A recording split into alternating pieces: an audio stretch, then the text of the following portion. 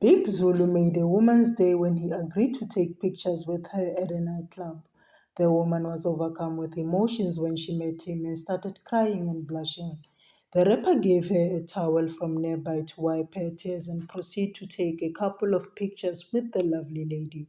The lady kept shaking her head in the video and was completely shocked that she was sitting next to Big Zulu.